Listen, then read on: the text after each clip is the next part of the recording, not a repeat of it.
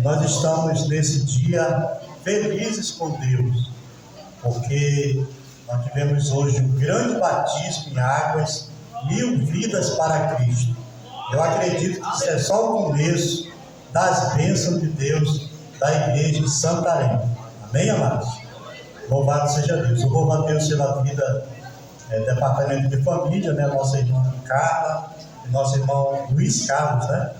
Luiz Carlos, amém. Glória a Deus, servo de Deus estava em uma missão, mas Deus está com ele, conosco também. Meus queridos irmãos, hoje é culto da família.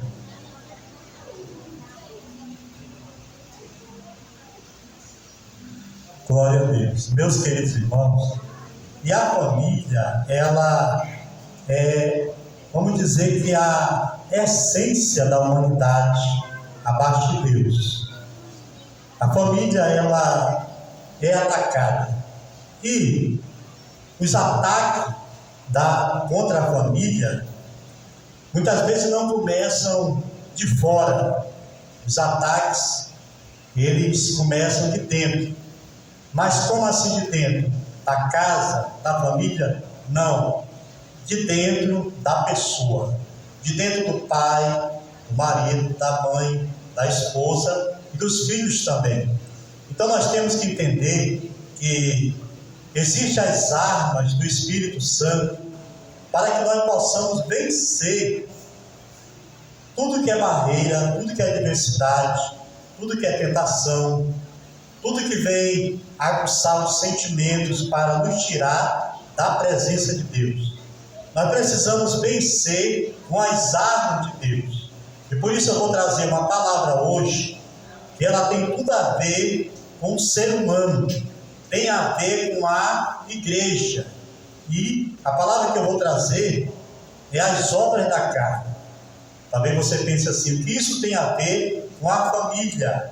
Mas se a família deixar e der lugar às obras da carne, o marido é fracassado, a esposa é fracassada e os filhos também são fracassados.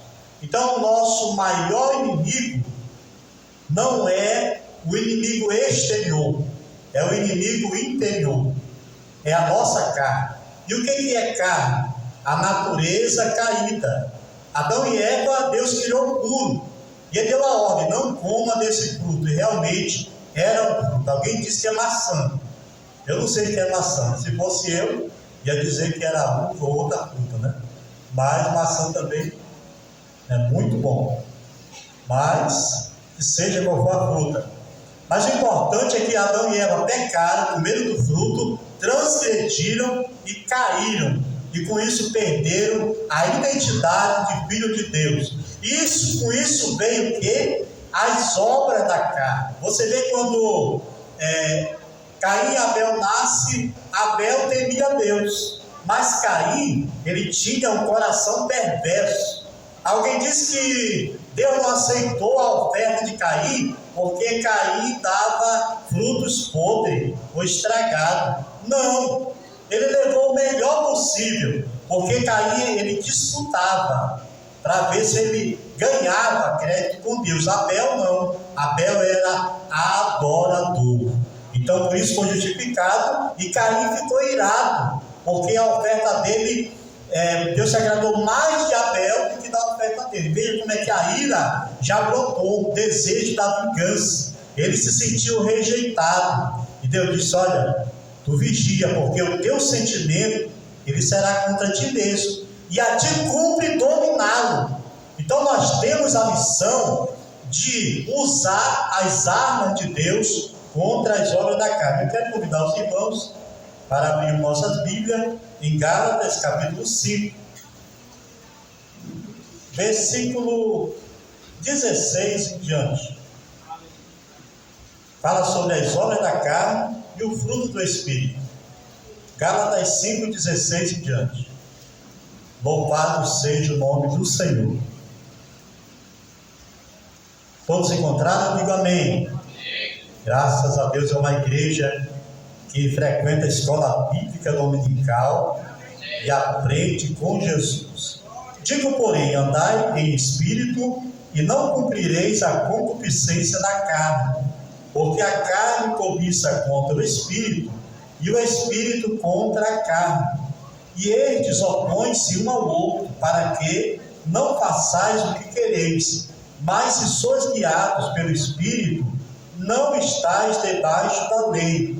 Porque as obras da carne são manifestas, as quais são prostituição, impureza, lascívia, idolatria, feitiçarias, inimizades, porfias, emulações, iras, pelejas, dissensões, heresias, invejas, homicídios, bebedices, glutonarias e coisas semelhantes a estas, acerca da quais vos declaro, como já antes vos disse, que os que cometem tais coisas não herdarão o reino de Deus. Vamos repetir essa última parte? Como já antes vos disse, que os que cometem tais coisas não herdarão o reino de Deus. Senhor nosso Deus, muito obrigado por essa palavra. Que o Senhor fale conosco nessa noite, em nome de Jesus. Amém. Veja a palavra impactante de Deus para a sua igreja e para todos aqueles que ouvem. Não herdarão o reino de Deus os que tais coisas praticam. Então Paulo, ele começa a falar sobre as obras da carne em pelo menos 5 áreas. A primeira área é moral, que é a prostituição, impurezas e lascívia. A segunda área, espiritual, idolatria e feitiçarias. A terceira área, temperamental, inimizades, porfias, iras. A quarta, relacional, discórdia, dissensões, facções e invejas. E a quinta, área física, bebedices e glutonarias. Então, amados, essas são as áreas que as obras da carne, ela atua contra os servos de Deus, contra a humanidade também. Na primeira área que Paulo fala, é exatamente na área moral. E ele fala sobre as obras da prostituição. A prostituição, do grego porneia, é o termo bíblico que se refere à imoralidade sexual em todas as suas áreas. Então a prostituição, ela é um pecado físico, é um pecado da área moral, e ela abrange muitas vezes pessoas casadas e também abrange pessoas solteiras.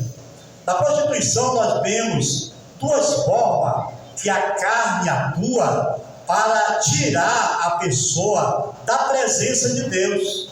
Porque Paulo disse: vós não sois de vós mesmos, vós foste comprado por um bom preço. Então o que é a primeira área que a prostituição age? Adultério. O adultério e a impureza também. E o que é? Isso atua na imoralidade sexual. É o sentido geral para todo comportamento sexual desregrado. Então você vê que já na época de Paulo existia ali em Corinto, na cidade de Corinto, que era uma cidade onde a devassidão ela tomava conta da sociedade, e ali havia o templo, a deusa Afrodite, que era a deusa do amor eros, ou seja, amor carnal, amor no sentido da carne, sexual. Então ali havia 1000 sacerdotisas que eram pagas para se prostituir, a prostituição cultual a Afrodite. Então aquelas mulheres eram pagas para se prostituírem. Era uma prostituição que era cultual. Então você vê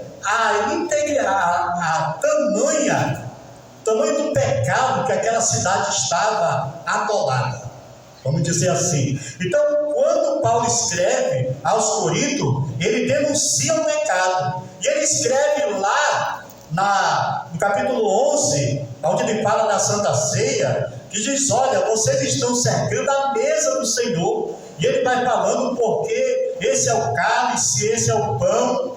E todo aquele que tomar indignamente, ele se torna réu do corpo e do sangue do Senhor. Por que uma pessoa se torna réu do corpo e do sangue? Ou seja, quando ele se torna réu, ele já está enquadrado em um julgamento diante de Deus e do Espírito Santo de Deus. E exatamente porque uma das razões é o adultério. O que é o adultério? Relação sexual entre pessoas casadas, ou também se uma pessoa for casada. Então esse é o adultério, ou seja, pecado na vida sexual entre pessoas casadas. Então, amado, nós temos que vigiar e orar. Aqueles que são casados, eles precisam lutar espiritualmente com as armas de Deus. Nós temos que entender que quando você casa, você tem que manter, como disse Paulo, o seu vaso, que é o seu corpo, em santificação para a pessoa que você casou. Eu preciso me conservar puro para minha esposa e ela da mesma forma para mim. E assim cada irmão, ele precisa ser fiel ao seu cônjuge. Isso se chama a santificação. Santificar, porque o sexo fora do casamento é um pecado. E isso também atrai enfermidades. Você acha por que existem tantas enfermidades, enfermidades, as DSTs, sexualmente transmissível? O que é isso, irmão? Surgiu de onde? Exatamente do pecado do adultério e da fornicação, que é o pecado entre pessoas solteiras. Então, esse pecado, ele vai gerando aí as enfermidades. Então, todo pecado tem a sua consequência.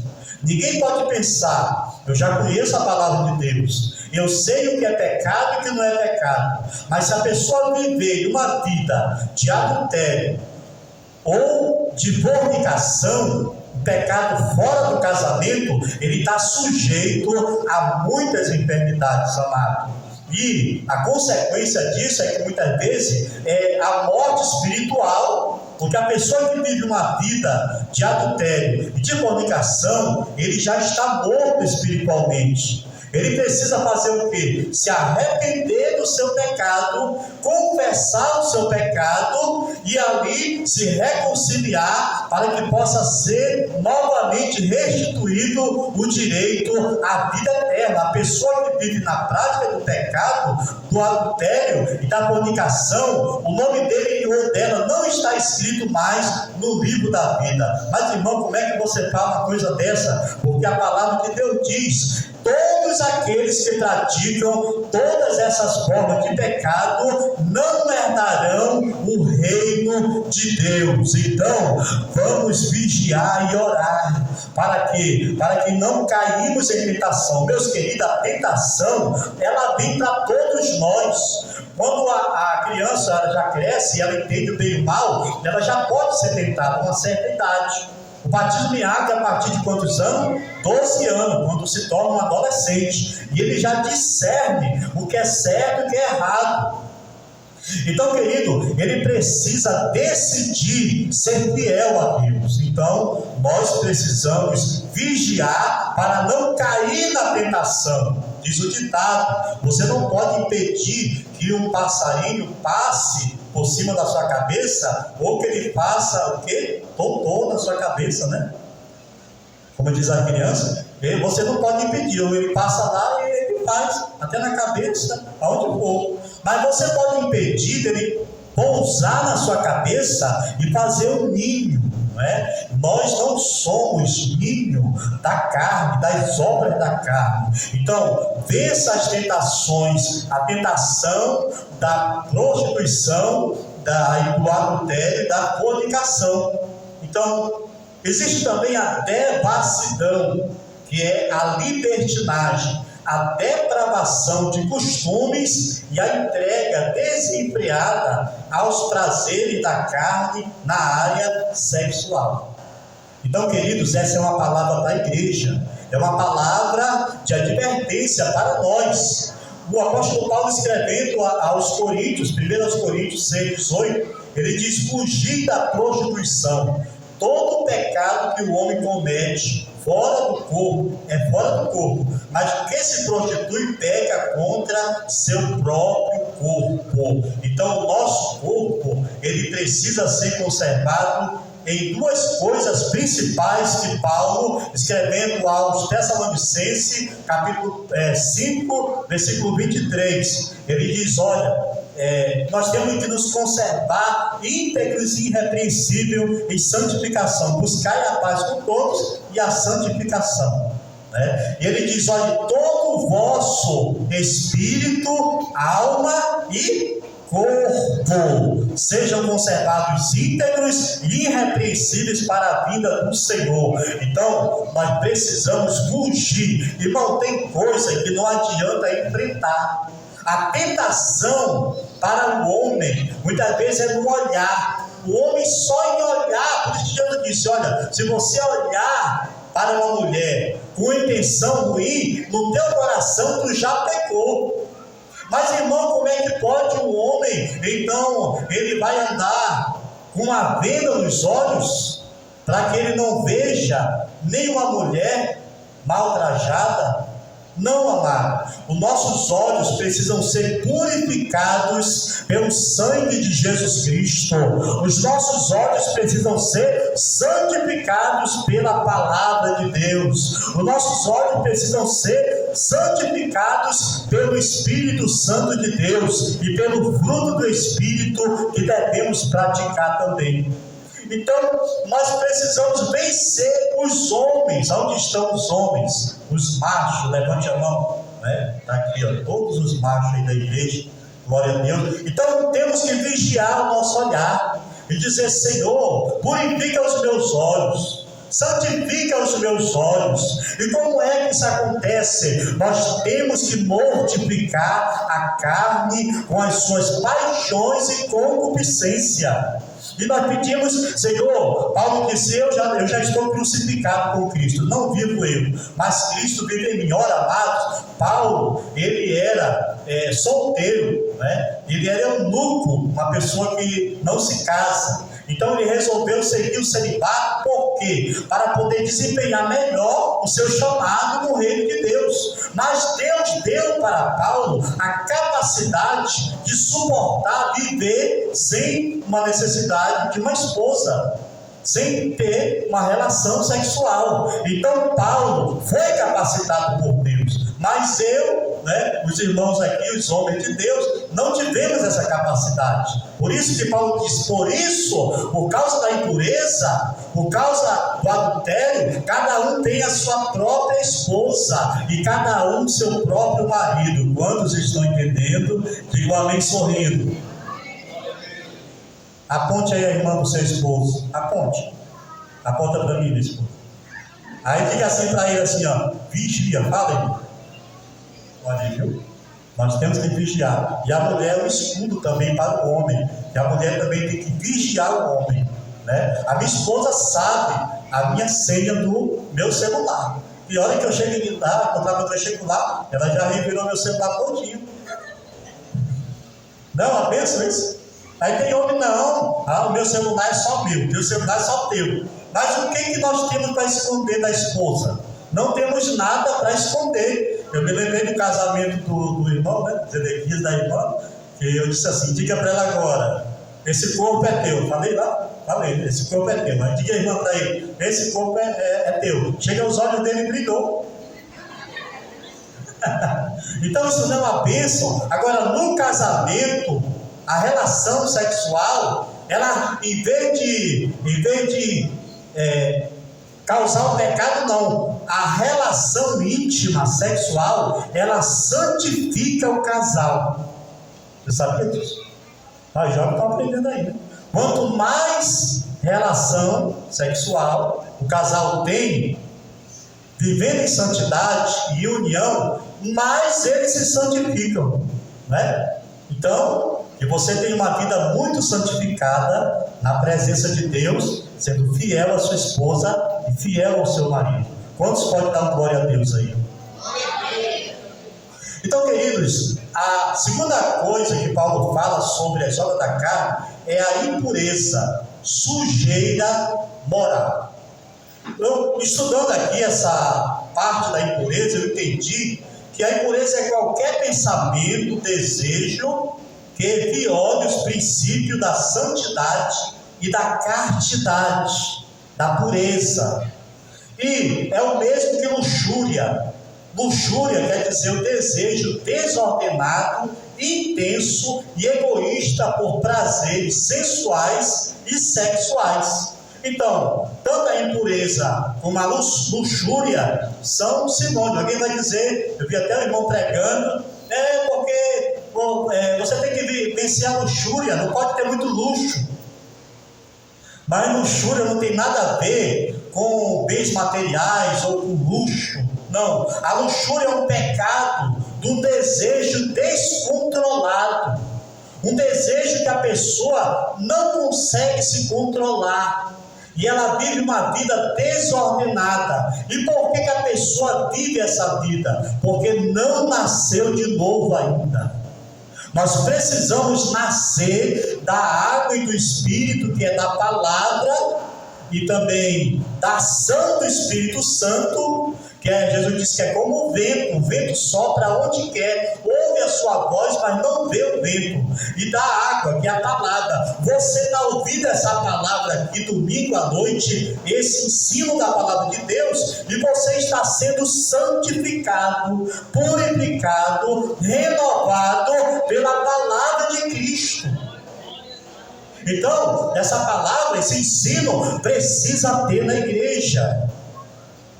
Então, queridos, Paulo, ele fala da concupiscência dos olhos. O que é a palavra concupiscência? A concupiscência significa a mesma coisa, um desejo descontrolado. A concupiscência dos olhos. Aí ele fala a concupiscência da carne, que é os desejos da carne, e a soberba da vida. Isso aí também é a base das obras da carne que a pessoa é tentada. Em 1 Tessalonicenses, capítulo 4, versículo 7, Paulo diz: porque Deus não nos chamou para a impureza, mas para a santidade. E em Marcos 15, 19, do coração procedem os maus pensamentos, mortes, adultério e prostituição. O que é preciso para vencer essas obras da carne, da impureza?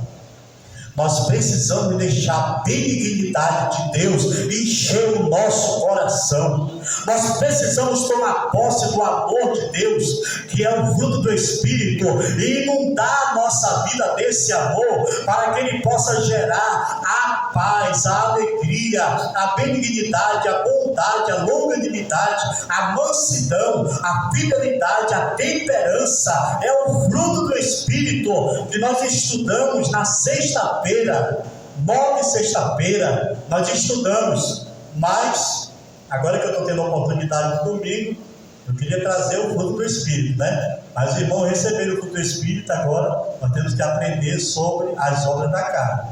Amém, amados? Então, vencendo, irmão, através do Espírito, que Paulo fala aqui, que se nós deixarmos, andarmos no Espírito, se vivemos no Espírito, temos que andar no Espírito também. Por que uma pessoa peca? Qual é a razão da pessoa pecar? Porque ela está na carne. E a pessoa que está nas obras da carne, praticando as obras da carne, é um campo fértil para o pecado. E o pecado tem duas raízes essenciais. Quais são elas? Primeiro, a incredulidade. Segundo, a desobediência. Na verdade, a pessoa, em primeiro lugar, ela não herdará o reino de Deus, e se ela não se converter pela fé, ela pode até ir para o inferno. Não é por causa, primeiro, dessas obras da carne. Sabe por quê? É porque ela não crê. Jesus disse: olha, todo aquele que crê será o quê? Salvo. Aquele que não crê já está o quê? Condenado. Então, o que faz a pessoa realmente ir para o inferno não é, em primeiro lugar, isso aqui também leva as obras da carne, mas é porque ele não acredita, ele não tem fé. E como é que eu venço, irmão? E por que é pela fé que eu venço essas obras da carne? Porque a palavra de Deus diz: se creres, verás a glória de Deus. Se creres, vencerás o pecado. Pela fé, disse Paulo, tu estás de pé. Aí o irmão vai lá, vê a tentação, o que ele faz? Eu vou fugir dessa tentação. Eu me conheço, eu vou fugir, porque eu vou fugir pela fé. Eu não vou enfrentar, porque eu sei qual é a minha natureza. Eu me lembrei de uma amiga nossa, hoje a esposa de um amigo meu. Nós estávamos numa reunião de jovens, e todo mundo perguntou: rapaz, tem medo de quê? Eu tenho medo do diabo, falou, eu tenho medo de ser acidentado. Aí quando chegou nessa irmã, ela disse que tinha medo dela mesma. Aí perguntaram: por que tem medo? Porque eu me conheço. Quando eu fico brava, quando eu fico na carne.